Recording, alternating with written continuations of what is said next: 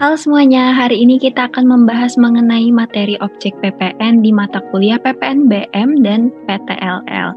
Nah, sebelum kita masuk ke materinya nih, kita harus tahu terlebih dahulu mengenai dasar hukumnya, yaitu Undang-Undang Nomor 49 Tahun 2009 tentang PPN dan PPNBM. Nah, dikarenakan di sini objek yang dibahas terlalu banyak, kita hanya akan fokus di overview yang ada di bawah ini, yaitu mengenai daerah pabean, pasal 4 ayat 1 dan pasal 16C dan 16D. Aku yakin teman-teman semua pasti udah familiar banget sama yang namanya daerah pabean. Daerah pabean sendiri adalah wilayah Republik Indonesia yang meliputi wilayah darat, perairan, dan ruang udara di atasnya, serta tempat-tempat tertentu di ZEE dan landas kontinen yang di dalamnya berlaku Undang-Undang Kepabeanan. Nah, untuk pembagian wilayahnya sendiri ada 5 ya di sini. Kita langsung bahas aja ke yang pertama. Untuk wilayah darat Indonesia. Nah, wilayah darat Indonesia ini berbatasan dengan wilayah negara Malaysia, Papua Nugini, dan Timor Leste. Untuk wilayah perairan Indonesia adalah laut wilayah Indonesia beserta perairan pedalaman Indonesia. Dan untuk ruang udara di atas Indonesia adalah batas ruang udara di Indonesia mengikuti batas kedaulatan negara di darat dan di laut. Dan batasnya dengan angkasa luar ditetapkan berdasarkan perkembangan hukum internasional.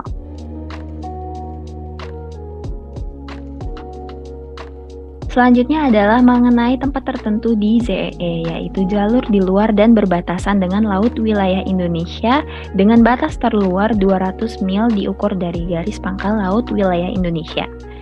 Yang terakhir mengenai landas kontinen. Landas kontinen ini merupakan dasar laut dan tanah di bawahnya di luar perairan wilayah Republik Indonesia yang masih sangat mungkin diselenggarakan eksplorasi dan eksploitasi kekayaan alam.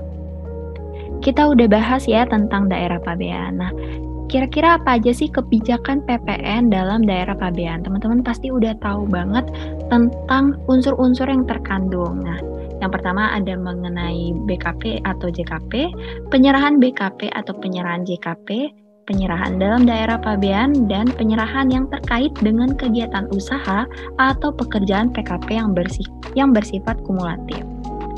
Kita udah selesai nih bahas tentang daerah pabean. Sekarang masuk ke materi yang kedua, yaitu tentang pasal 4 ayat 1 Undang-Undang PPN. Di sini ada 8 ya poin-poin pentingnya. Jadi kita langsung masuk aja ke materi yang pertama, yaitu ayat 1 huruf A. Di sini dibahas mengenai penyerahan BKP di dalam daerah pabean oleh pengusaha. Tapi apa aja sih, siapa-siapa aja yang termasuk dalam pengusaha? Pengusaha di sini berarti pengusaha yang melakukan kegiatan penyerahan BKP, baik yang sudah dikukuhkan menjadi PKP maupun yang belum dikukuhkan.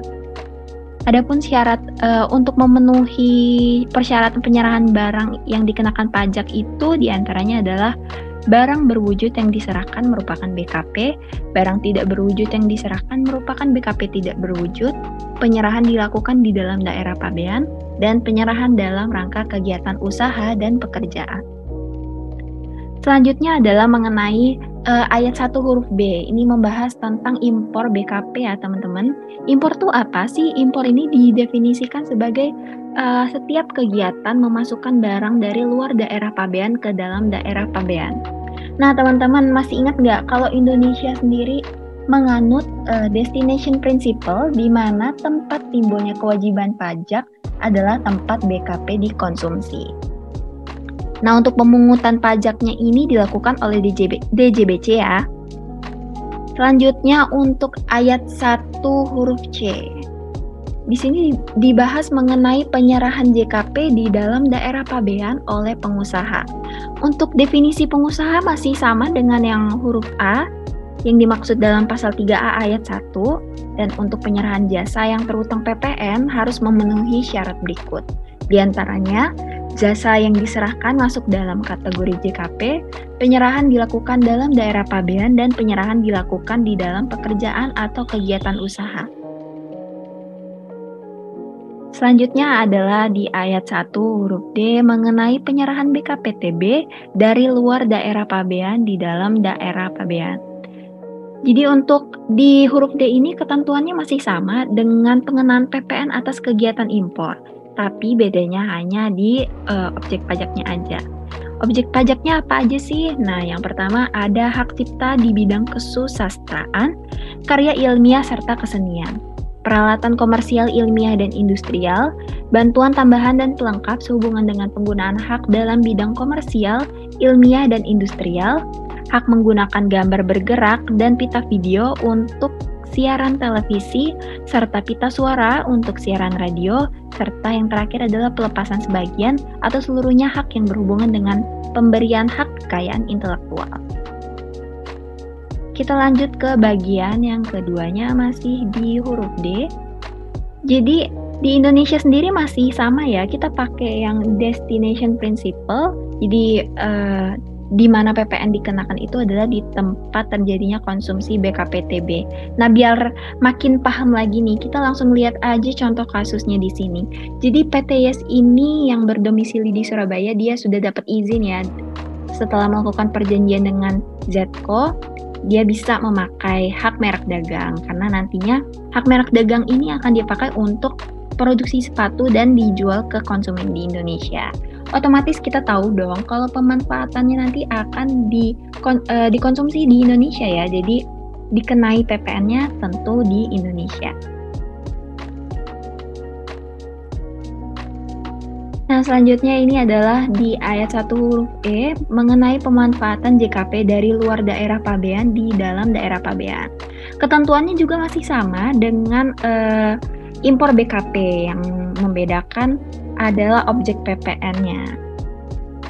Kita lihat ke contoh kasusnya di sini. Kalau yang tadi PTYS memanfaatkan BKPTB. Nah, kalau di sini dia melakukan pemanfaatan atas JKP. Ceritanya dia menyewa konsultan hukum dari XLTD nih di Singapura.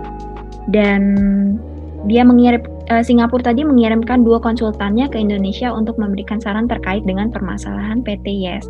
Otomatis kita tahu bahwa ternyata pemanfaatan JKP-nya ini dilakukan di Indonesia, maka akan dikenai di Indonesia sesuai dengan prinsipal destination tadi.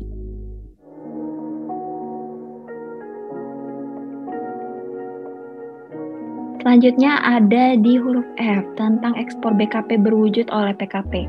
Teman-teman pasti masih ingat dong kalau tarif ekspor ini 0%. Kira-kira apa sih alasannya kok tarifnya tuh 0% ya? Kok disebut dengan zero rate ya? Nah, itu bakal dibahas di slide selanjutnya. Nah, di sini eksportir tidak perlu memungut PPN ya, dan juga nggak harus bayar PPN karena kan tarifnya 0%. Tapi walaupun begitu, eksportir tetap dapat mengkreditkan PM-nya atas perolehan barang dan atau jasa yang terkait dengan ekspor tersebut.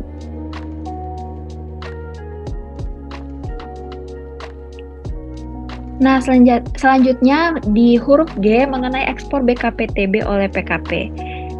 Nah, di sini BKPTB didefinisikan sebagai hak cipta di bidang kesusastraan, karya ilmiah serta kesenian, peralatan komersial ilmiah dan industrial, serta bantuan tambahan dan pelengkap.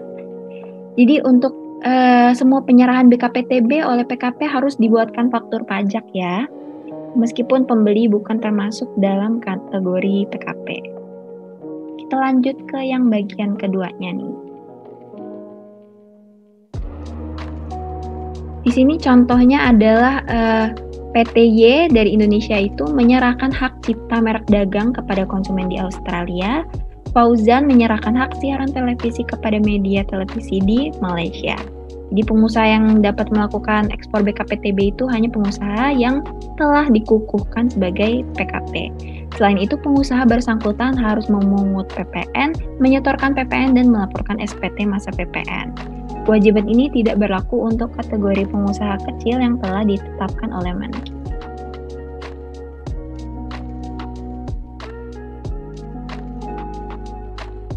Nah, tadi sempat disinggung kenapa sih, apa alasannya tarif ekspor itu sebesar 0%. Jadi tujuannya untuk meningkatkan ekspor sehingga akan menggenjot PDB, menjaga jika sewaktu-waktu terjadi kenaikan tarif paling rendah 5% dan paling tinggi 15%. Jadi nih, in case pemerintah itu menetapkan ekspornya kita kasih tarif ekspor 10% atau kita kasih tarif ekspor 15 atau 20%. Bisa kebayang dong, tentunya itu bakalan memberatkan karena nanti akan terjadi kenaikan tarif ya, dan juga itu bakalan menghambat di luar sana. Produk dari Indonesia itu akan lebih sulit bersaingnya. Jadi intinya adanya tarif 0% ini untuk membantu pengembangan persaingan barang-barang Indonesia gitu teman-teman.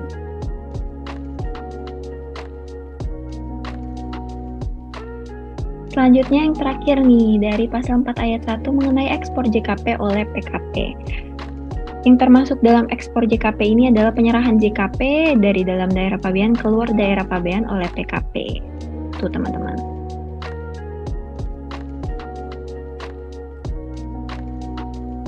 Nah, jenis JKP yang ekspornya dikenai PPN, yang pertama untuk kegiatan yang melekat pada barang bergerak yang dikeluarkan untuk dimanfaatkan di luar daerah pabean. Yang pertama ada jasa maklon, jasa perbaikan dan perawatan, jasa pengurusan transportasi atau freight forwarding terkait barang untuk tujuan ekspor. Yang kedua adalah kegiatan yang melekat pada barang tidak bergerak yang berada di luar daerah pabean. Yang pertama meliputi pengkajian, perencanaan, dan perencanaan konstruksi.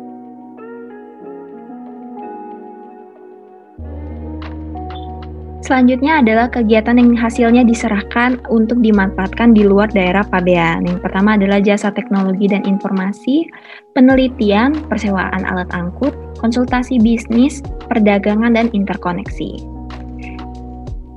Nah, selesailah kita setelah materi pasal 4 ayat 1, kita beralih ke materi terakhir mengenai pasal 16C mengenai KMS. KMS kan udah masih ingat ya teman-teman mengenai KMS itu yaitu kegiatan membangun sendiri. Kriterianya apa aja sih? Yaitu memiliki konstruksi dari material tertentu, keterangannya yaitu batu bata, kayu, beton, baja, dan material sejenis untuk tempat tinggal atau usaha pribadi sebagai hunian maupun toko atau bisnis jasa, memiliki ukuran tertentu yaitu luas seluruhnya mencapai lebih dari 200 meter kuadrat.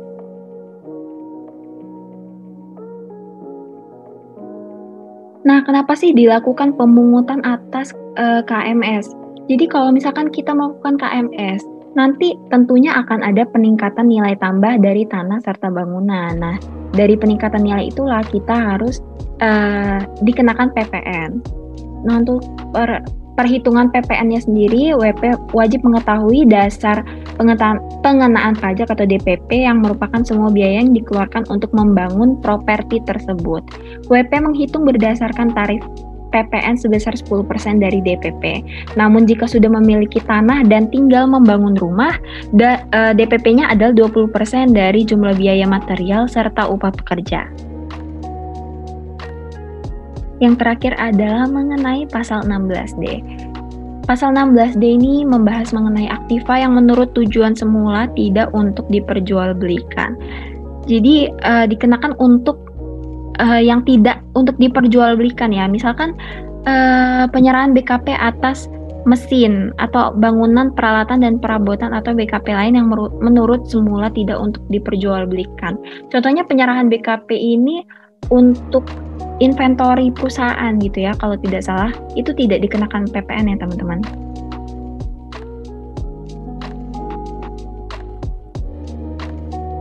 Nah, yang selanjutnya adalah yang dikecualikan dari pemungutan pajak objek pajak 16D. Yang dikecualikan yaitu aktiva yang digunakan tidak berhubungan langsung dengan kegiatan penyerahan kena pajak, kendaraan bermotor berbentuk sedan dan station wagon, kecuali sebagai barang dagangan atau untuk disewakan.